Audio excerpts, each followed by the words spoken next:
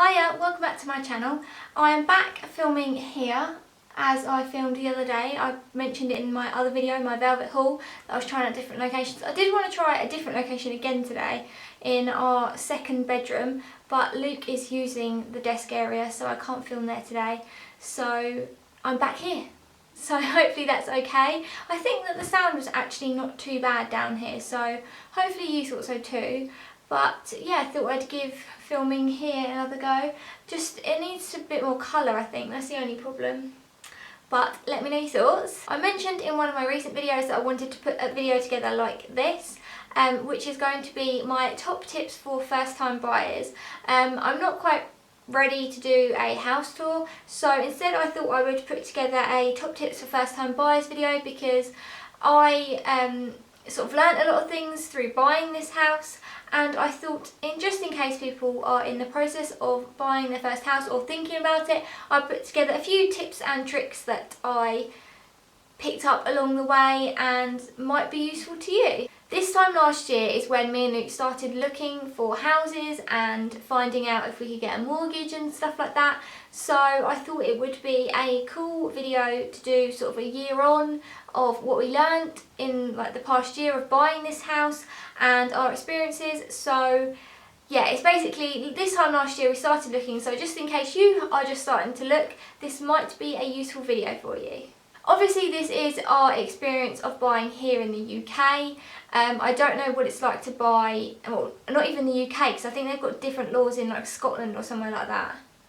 I'm pretty sure, but this is our experience of buying in England, I'll say, of buying a house. So I don't know if any of these things will apply to other places, or if you have the same sort of setup for buying a house. So I've tried to be a bit general and not too specific with my tips, so that they can go for different countries or regions or whatever, so hopefully that makes sense.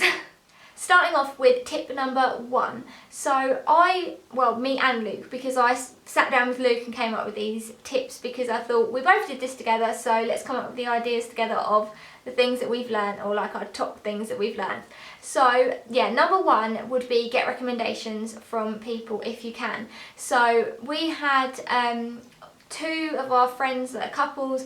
They'd bought their houses not last year, the year before, so they'd gone through the process fairly recently, and we just had a little chat to them and said sort of what things did you do, what did you look for, how did you go about it, and just had basically pick their brains about how they did it. So if you know anyone like you're close to, or your friends or your family that have been through this recently, then definitely have a chat with them and see what tips and tricks they can tell you, or like if they know anyone in the local area for like that can help you out, anything like that. It's good to get recommendations from people that you know, because then you know it's sort of trustworthy advice. And relating to the getting recommendations from people, that led us to a mortgage broker. So we would never have thought of a mortgage broker, we would have just gone to different banks and seen what the deals were, which obviously is a lot more of a long drawn out process, because if you go to a mortgage broker, they can sort of pull up all the different mortgage deals on a screen, see which ones you're eligible for, all of the different rates and fees and like different terms and all of that kind of stuff that you could have the mortgage for. So we definitely found it useful to go to a mortgage broker, because for our first time buying a house, they know what they're talking about. So we found one that was in an estate agent that was fairly good, like good price, and we decided to go with them. They were countrywide and they were really, really helpful. I think it was something like 175 to engage them, and then 175 upon completion, I think. I don't know if that, I think it was a total of £350 to use a mortgage broker. So obviously you do have to pay for a mortgage broker, which you don't if you do all the research yourself, but if it's your first house, it does really help that you've got someone who knows what they're talking about with when it comes to mortgages. They can't tell you which one you should go for, but they do understand how they all work and which are the different ones, how they operate, and which ones has fees and all of that kind of jazz. If this isn't making a lot of sense, then don't worry, because I had no idea. When we went into the mortgage broker this time last year, I sat there and he said all these numbers at me, and I left and said to Luke, I have no idea what he is talking about. So if you don't understand, it's fine. You will sort of pick it up as you go along, because there is a lot of different terms and percentages and stuff like that. So if you're not really mathematically minded like me, it is a bit confusing, but you will get your head around it the more you look into it, and the more you sort of, I don't know what the word is, like, the more you're in the process, you're like learning on the job kind of thing. So yeah, you will start to understand it. But it does seem a bit daunting at the beginning, but I promise you it will start to make sense once you start to figure out what your options are going to be. And on the same topic of recommendations, we also used recommendations for our solicitors, because there was a couple in our area, so we asked our friends who they'd use, and then we got a couple of quotes just to see if they were all similarly priced or which one was the best price, and we decided to go for this specific one, and we're really glad we did, because they were amazing solicitors.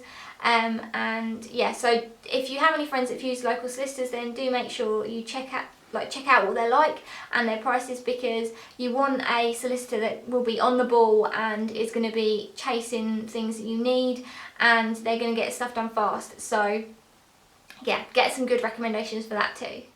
Once you start actually looking for houses, especially if you're going to live with someone else, start off by making a list of things that you definitely want it to be like, and things that you kind of want. So for example, me and Luke said we definitely wanted a garden, and we preferably wanted a garage if we could, but it would depend on obviously the price. And we wanted to get as big as we could in terms of bedroom sizes. We did look at 3-bedroom houses, but there was none for a good price in a nice area, because that was a massive issue. We'd rather have a smaller house in a really nice area than a big house in a really cruddy area. So we've only got a 2-bedroom. I say only, we've got a 2-bedroom house. I mean, that's good.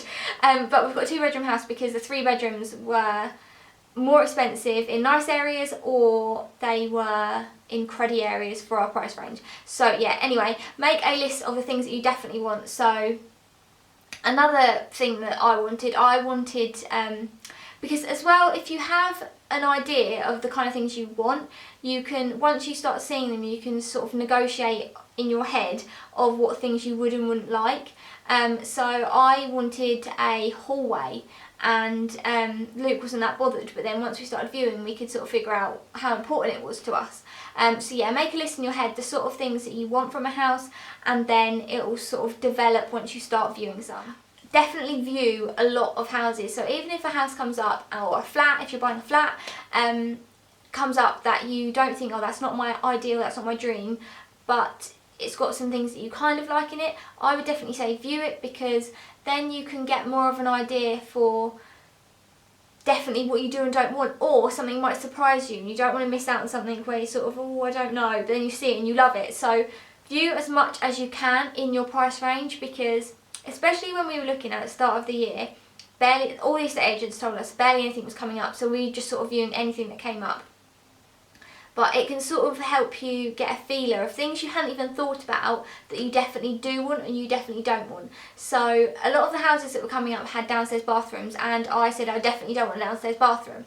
And then a thing that we hadn't even thought about was having a hallway, because a lot of the houses, well, not a lot of the houses, a couple of houses that we viewed, the front door went straight into the living room, and really didn't want that.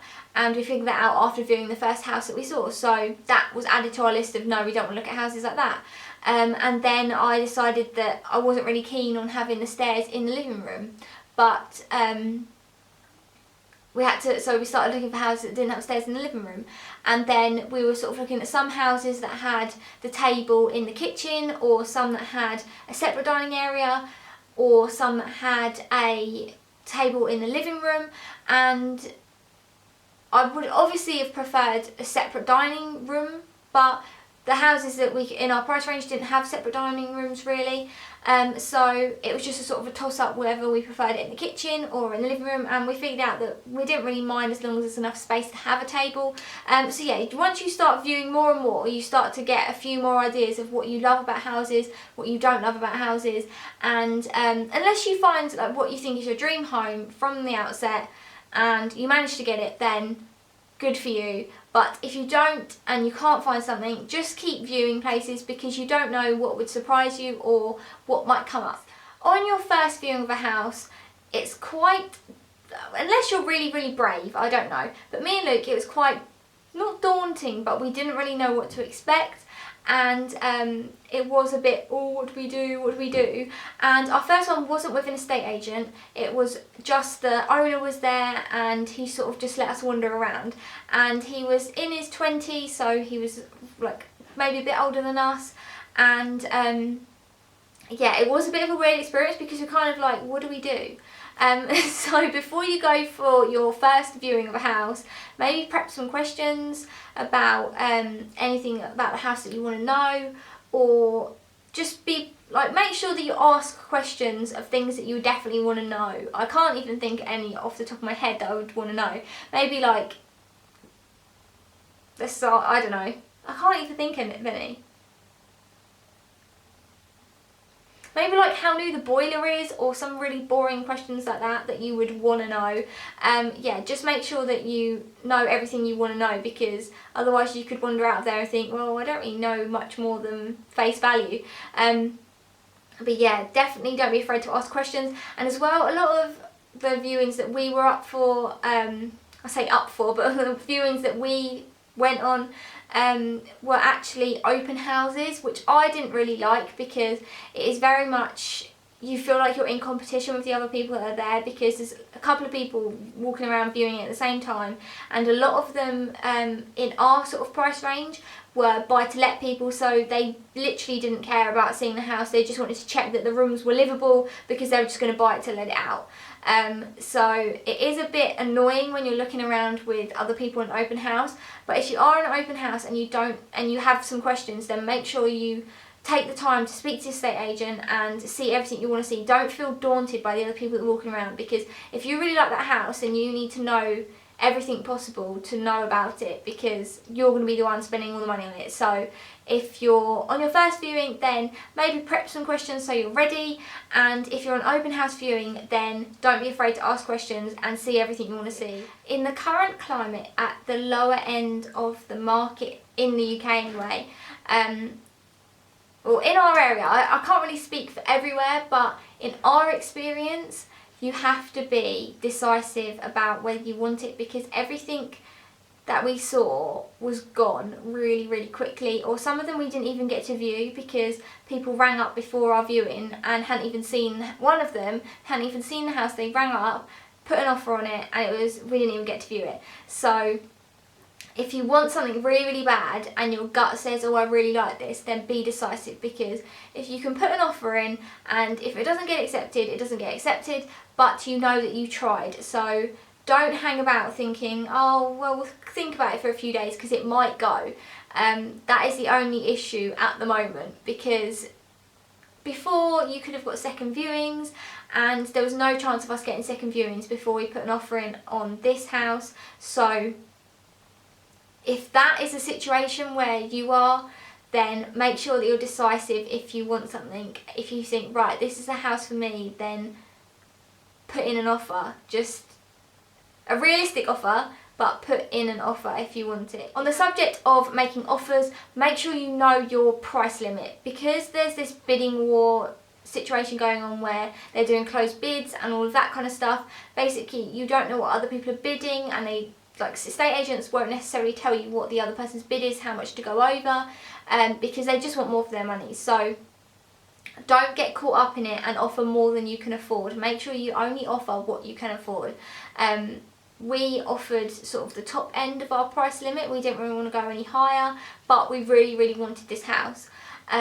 So make sure you do know that you can afford to pay the offer that you've put in, because you don't want to get caught out with any problems in terms of money. So yeah, be realistic with your offers. Don't go too far just because you want a house. Once you obviously secure a house and your offer's been accepted, then you need to start going through the solicitors. So we weren't really sure how this worked, but you pretty much from then on, you don't really deal with the estate agents. Everything goes through the solicitors. So our solicitors were really, really good, but make sure you keep in contact with your solicitors. You do have to be patient because obviously it takes time to get all this information through, but do keep in contact with them so that you know what's going on, what stages you're at. Ours was a really good, estate agent, and ours was a really good solicitors because they had this online system where it showed you I think it was 14 different stages of the process, and each time something was done, we could log on. We had our own little login details, and we could see that it was ticked off, what date it happened, and we could see how far we were through the process. So that was really, really helpful, and it was just a quick glance. We could see where they were up to, what they'd sorted out, and how far it was going. And that was really, really useful. But if yours don't have that, then do make sure you keep in contact with them and see where they're up to, and if they need anything from you, or if there's any hiccups, just so that you know everything's moving along and getting sorted out. Because a lot of solicitors, well, not a lot of solicitors, I've heard about other people's solicitors where they took ages to do things, and little simple tasks they were making out to be massive deals. So if you think that your solicitors are bit lazy or not as quick on the uptake as they should be, then do get on their case and give them a phone call, because this is your house that you want to get sorted out. So keep in contact with them and get on their back if they're being a bit lazy, because you are paying, so remember that, and make sure they get everything done properly and efficiently. On the topic of that, make sure that all your questions get answered at this stage. There will be questions about stuff like the boundaries of the property, and we had problems with like the gas certificate and the window certificates and stuff like that. But make sure everything you're concerned about you get answered, because there was some hiccups with ours that were taking ages, but we didn't want to proceed until we knew the answer to them, because we didn't want to be left up shit creek about something. So do make sure, if you have any concerns about anything, or if you're not quite sure about anything, then don't be afraid to ask and say, right, I want to know this, because you're spending a lot of money on it and you need to know that everything is sorted out, everything's properly done, and yeah, everything's just kosher and is as expected. So make sure you're not afraid to ask any questions to solicitors and of the people you're buying the house off, because this is going to be your property, so make sure you get all the answers that you need. And finally, it's probably a bit of a backwards type tip, but try not to get too invested in a house or a flat or whatever you're buying, because in the UK it can go wrong, and even if you put an offer in and you've paid for surveys and solicitor fees, it can still go wrong, and the people could decide to take the house off the market, or they could lose their house that they want and they don't want to sell theirs anymore, or you lose your buyer and you can't, well, if you're a first time buyer you're not going to lose your buyer, but things could potentially go wrong. So try not to get too invested, because people that I know have got really invested in something and it hasn't happened, and it has been a real bummer. So we didn't tell, this is obviously personal choice completely, but we didn't tell anyone apart from our immediate parents that this was happening until we were pretty much at exchange of contracts. So it goes exchange of contract and then completion, and the completion date is basically when you move in. The exchange of contracts is when it's finalised, so it's your house, you're just waiting to basically move in. So exchange of contracts is when it can't go back. But we decided to not tell anyone until we were pretty much there and we knew it was going to happen and nothing was going to go wrong, because we didn't want to say, oh, we've got a house, and then it went wrong, because I've seen so many people do that and then it falls through. We didn't want to get all hyped up and tweet about it and say, oh, we've got a house, and then it went tits up. So try not to get too invested, just in case. Sort of keep an open mind just in case anything goes wrong, because it might, I'm not saying it will, but just in case it does, you don't want to be really, really upset. So just be careful with your emotional investment in a place, because you don't want it to be sad if you don't get it. So yeah, Not saying it will go wrong, but just in case. So this is a bit of a different video from me today. I hope you have liked it. I feel like I've been really, really serious in it, and I'm not used to being this serious and this tips and blah blah blah. I'm not used to this kind of video. So hopefully it's been okay and you have liked it or it's been useful to you. If it has, then do let me know if you'd like to see anything else like this or some more information about, I don't know, buying a house. I don't know what else I could tell you. But yeah, do let me know if it was useful to you. Give it a thumbs up if it was. That would be grand of you.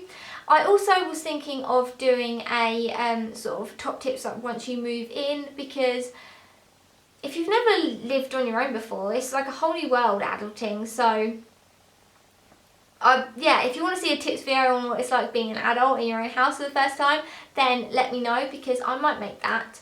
Even if you don't let me know, I might make it anyway, just for the bants. So yeah, hopefully you've enjoyed this one enough to watch that one if I make it. If you're not already subscribed to this channel, then please subscribe. That would be lovely of you. If you are already subscribed, then thank you so much.